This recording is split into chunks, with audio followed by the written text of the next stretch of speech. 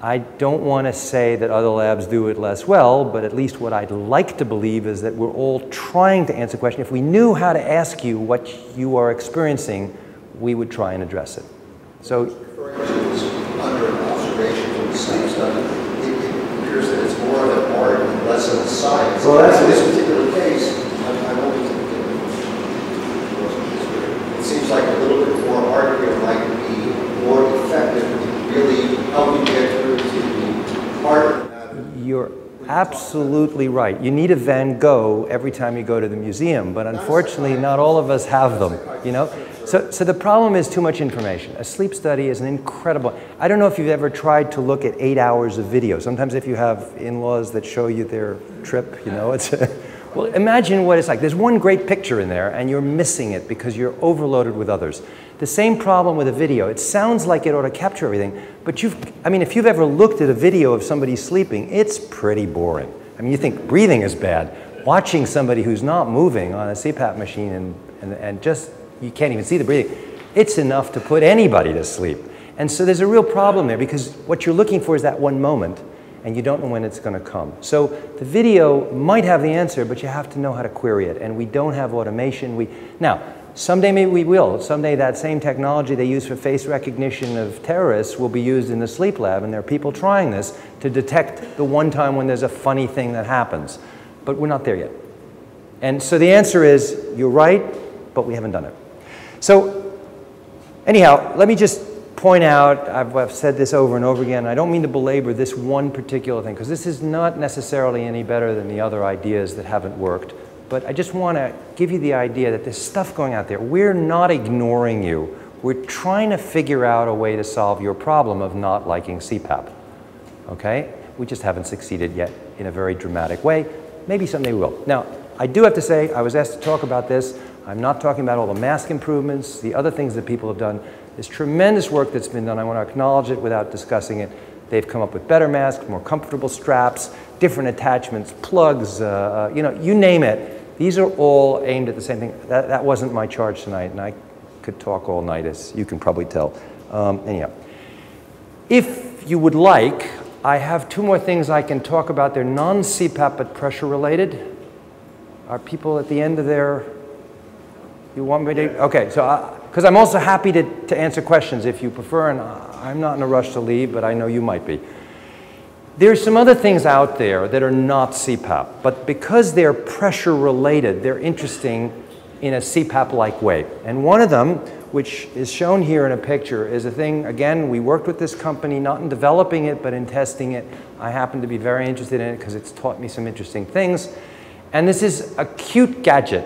At first, when I saw it, I said, there's no way this is going to work. But it does. And I'll show you some data on that. There are now 3 papers that show that it does work. It sounds almost too good to be true, and unfortunately, it's not as good as CPAP. So it's a compromise, but when it works, it's something worth considering. And we're trying to find out who it works in, because it works in about half the people. What it is, it's a little valve, and I actually have some here. I can pass them around if you want to see them. Again, I'm not trying to sell these. I just want you to see what, this is the whole thing. There's nothing attached to it. No pipes, no tubes, no blowers, no nothing. It's like a Band-Aid. It's like the little thing you put on your corns, you know, to dissolve them, except instead of the pad with medication in the middle, there's a little valve built in. You attach one on each side of your nose. It glues pretty tight. In the morning, you rip it off, throw it away in the garbage can. They are currently not reimbursed by insurance. They cost about $3 or $4 a night.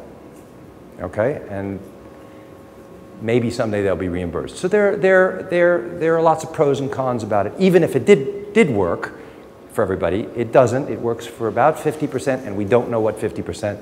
We did a study to try to find out. We don't have the answer. It's cute, and what it does is very strange. So I'm going to tell you a little about that because it challenges me and anybody who thinks about it to question some of the things that we had accepted. So what it is actually a resistor. It does nothing on inspiration. It actually is supposed to open wide and breathe normally on inspiration. That's when you have the problem. And on expiration, it closes off partially and it produces a resistance. It's quite uncomfortable. Okay? It's actually not very nice to breathe through this thing. It feels like you can't breathe out. Okay? But there's more to it than that. Okay? Well, first of all, I want to prove to you it's not CPAP. So this is actually a pressure tracing. This is the breathing. It goes in and out.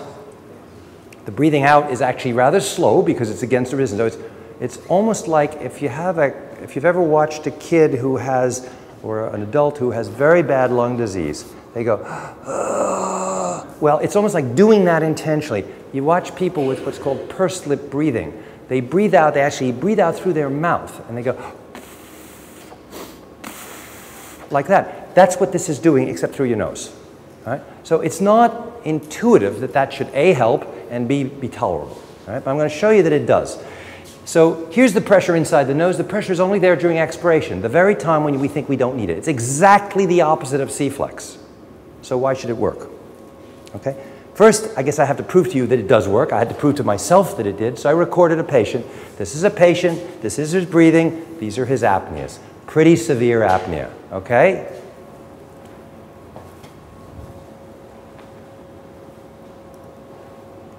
This is the same patient the following night wearing the device. A phenomenal result. Now, he's obviously our best result, okay? Out of 20, we had about 6 or 7 like this, and we had 9 we called nearly complete responders. We had an additional 3 or 4 who were partial responders, and we had about 5 failures. So it's a 50% acceptable result. There's an additional number that respond, but it's not good enough, and there's a clear number who don't respond at all. And there's some interesting things that are worth noticing. Okay, actually, there's a large group published, and they showed the same thing. It's not a matter of how severe the apnea is. So there's some very severe ones who respond, there's some very mild ones that respond, and the opposite is true. So it's not as simple as just this treats mild apnea, which is what we first thought. There's some very interesting observations when you get into detail. What happens when you wake up, again, comes into the picture. And again, I don't mean to harp on this, but it's very interesting. What do the patients do when they wake up? Well, this thing's uncomfortable, so they open their mouth. They breathe through their mouth, okay?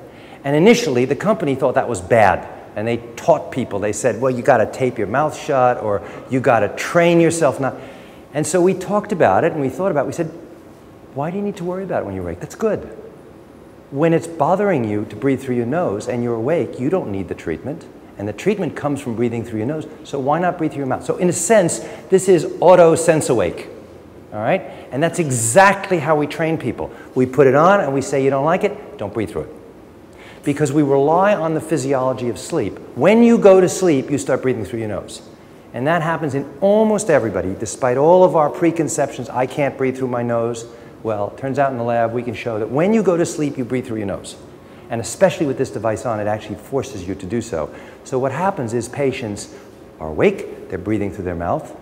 They fall asleep, they breathe through their nose, they get treated. If they wake up, they resume breathing through the mouth. I'm actually showing you a tracing of that. This is the mouth breathing that's recorded separately. Wakes up, pressure disappears, the treatment doesn't work. As the patient goes back to sleep, you can see that the pressure pumps itself up. So what's happening to the patient is as they go to sleep and they start breathing through their nose, they take a breath, they have trouble breathing out. So they take the next breath on top of that when they stack the breaths, and they kind of pump their lungs up. We think that's how this thing works. As soon as you wake up, you open your mouth, the whole thing goes away. It's like puncturing the balloon, so there's no real side effect.